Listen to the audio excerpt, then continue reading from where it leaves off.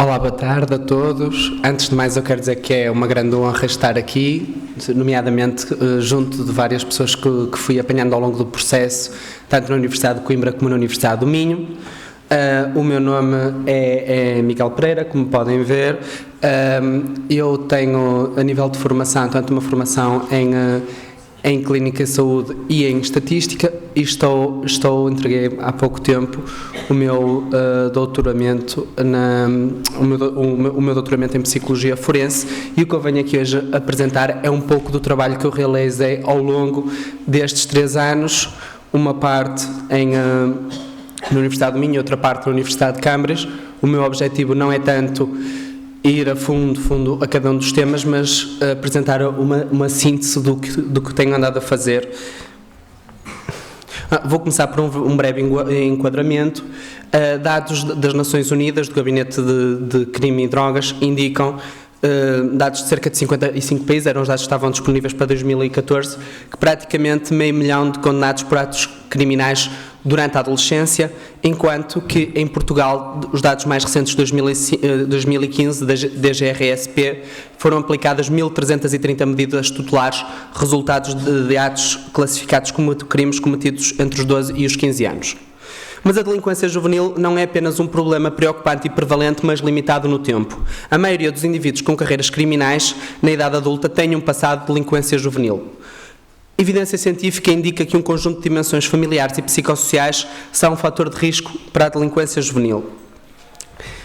No entanto, quando nós começamos este trabalho em 2014, nós nos deparamos com uma série de limitações na literatura. Nomeadamente, sabe-se que a adversidade na infância está associada a um comportamento delinquente, mas será que cada experiência adversa tem um efeito diferencial na delinquência, na persistência no crime e na marginalização social?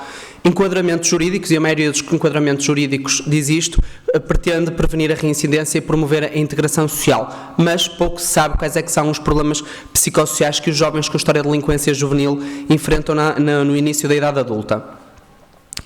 Em relação às carreiras criminais, isto tem mais a ver com o meu trabalho que fiz em Cambridge, pouco se sabe ainda quando se iniciam e terminam as carreiras criminais em função do tipo de crime. Também o conhecimento ainda é limitado em relação a se existem diferentes padrões de carreiras criminais em função do tipo de crime e da frequência e gravidade, em conjunto, claro, e também se é possível prever esses padrões em função das características psicossociais e familiares prévias. Nós usamos 2 amostras, a amostra do Estudo Português sobre Delinquência e Marginalização Social, é a amostra que foi recolhida no âmbito do meu doutoramento e de outros projetos de investigação que têm vindo a ser realizados na nossa equipe, e também a coorte de Cambridge. Mas começando pela minha amostra, nós recolhemos 75 jovens adultos que tiveram história de delinquência juvenil em 2010-2011, e por história de delinquência juvenil entenda-se jovens que estavam com processo tutelar ou tinham iniciado já medidas, e nós sabemos que as medidas podem ir até aos 21 anos, e foram recolhidas através de 28 equipas tutelares e penais em 2014, 2015, onde estes jovens estavam a cumprir medidas tutelares ou a finalizar ou a cumprir novas medidas penais por crimes cometidos após os 16 anos. Temos também um grupo de 240 jovens adultos da amostra da comunidade, que foram recolhidos em instituições de ensino, locais de trabalho, associações sociais. E temos uma amostra com controlo emparelhado. O que é que isto quer dizer? A literatura mostra que os principais fatores de viés neste tipo de comparação entre comunidade e grupos com características criminais é o sexo, a idade e a etnia. Então, por cada jovem com história de delinquência, com história de envolvimento no sistema de justiça juvenil durante a adolescência, tínhamos outra pessoa na comunidade com as mesmas características de sexo, idade e etnia. O protocolo que utilizámos em 2014-2015 avaliou a história da diversidade na infância e adolescência através do questionário ACE, bem como dimensões sociais, familiares, psicológicas e criminais no início da idade adulta. Vamos começar então pelo primeiro objetivo. Isto corresponde a um primeiro estudo que nós fizemos, está publicado na Child Abuse and Neglect. O nosso objetivo aqui foi explorar o papel de cada experiência adversa nos primeiros 18 anos de vida, cada experiência adversa autorreportada, no envolvimento no sistema de justiça juvenil, na persistência no crime e nos problemas psicossociais. Nós começamos já aqui por ver este gráfico reporta 10 experiências adversas que foram autorreportadas por estes jovens adultos, nomeadamente abuso emocional, abuso físico, abuso sexual, negligência emocional, negligência física, separação, divórcio, exposição à violência doméstica, abuso de substâncias, no caso onde o jovem vivia até aos 18 anos, doença mental, existência de doença mental na casa onde o jovem vivia até aos 18 anos e prisão, e ter vivido com alguém que esteve preso e encarcerado. Nós vemos no grupo com história de delinquência juvenil, nós vemos que a prevalência é muito superior, é quase o dobro para a maioria das dimensões. E efetivamente com a análise utilizando aqui o quadrado, nós conseguimos ver que 7 dessas experiências adversas apresentam valores superiores e estatisticamente significativos. Nós corremos um modelo da regressão para ver se essas variáveis se mantinham significativas na presença das outras experiências adversas, e nós vimos ver que 4 dessas experiências adversas associam-se de forma independente ao envolvimento no sistema de justiça juvenil, nomeadamente o abuso físico, o abuso sexual, a separação, divórcio e ter vivido com um familiar que esteve preso. Tudo isto experiências que são autorreportadas como tendo sido vividas nos primeiros 18 anos de vida. Nós depois, não satisfeitos, quisemos também avaliar em relação à persistência no crime nos últimos 2 anos, ou seja, nós quisemos ver se se os jovens que tinham envolvimento no sistema de justiça juvenil tinham uma maior prevalência de experiências adversas, aqueles que persistiam ou aqueles que persistiram nos últimos 2 anos em relação àqueles que não persistiram. E nós encontramos, efetivamente, diferenças muito grandes em 4 destas dimensões: abuso emocional, abuso sexual, negligência emocional e ter vivido com um familiar que esteve preso e encarcerado. O modelo de regressão apenas mostra uma variável que aparece associada de forma independente ao abuso sexual. No entanto, as outras variáveis são marginalmente significativas e muito próximo da significância, o que dá a ideia que numa amostra maior possivelmente também seriam fatores explicativos.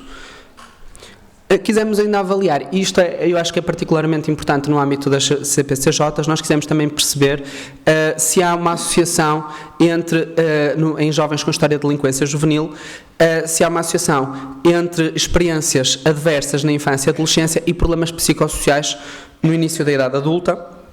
E nós vimos encontrar efetivamente que abuso emocional, abuso sexual e ter vivido com um familiar que esteve preso e encarcerado se encontra associado com o distresse psicológico de forma positiva, enquanto que ter vivido com um familiar com perturbação mental encontra-se negativamente associado à qualidade de vida percebida, e também a escolaridade encontra-se negativamente associada à negligência emocional. O nosso modelo de regressão vem indicar aqui que ter vivido com um familiar que teve problemas de saúde mental é efetivamente um fator extremamente importante, nomeadamente sendo encontrando-se associado de forma independente, mesmo depois de controlado as variáveis demográficas e outras variáveis previamente correlacionadas com estes construtos. Enquanto que na escolaridade a negligência emocional aparece como um fator central. Em suma, 7 dessas experiências de adversidade foram significativamente mais prevalentes em jovens com história de delinquência juvenil.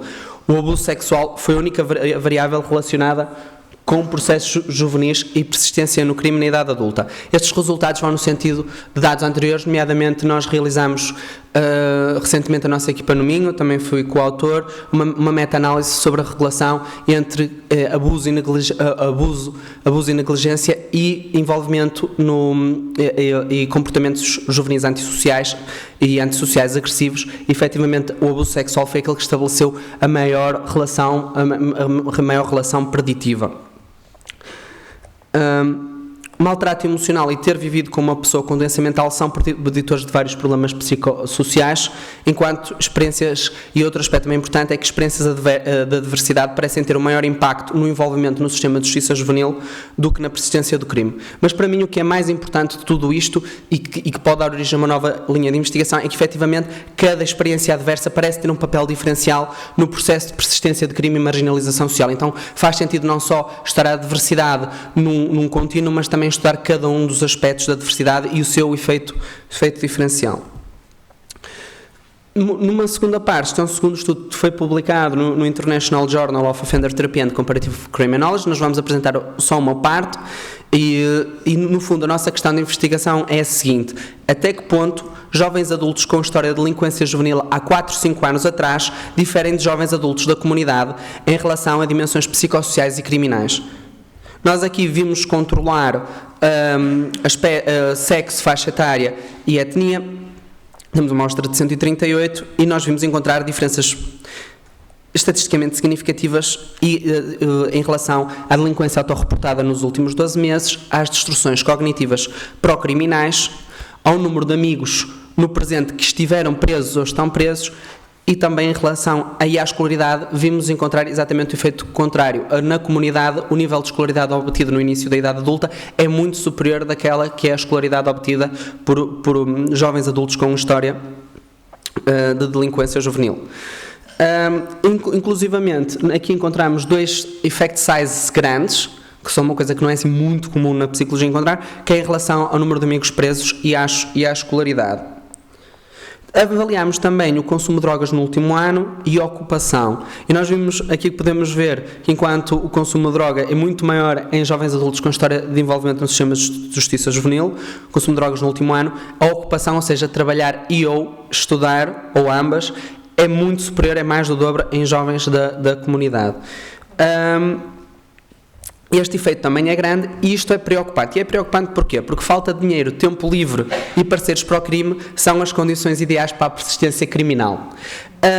Algumas explicações. Primeiro, problemas psicossociais são fatores de risco para a delinquência juvenil e tendem a manter-se ao longo da vida. Outra explicação também, e que foi encontrado recentemente num estudo com uma amostra do Canadá, num estudo longitudinal, é que efetivamente jovens com maiores vulnerabilidades psicológicas e sociais são mais facilmente detectados pelos sistemas de justiça. E também o efeito de rotulação, que tem vindo a ser falado em vários estudos, pode levar a um aumento do número de amigos delinquentes, reforçando os comportamentos desviantes.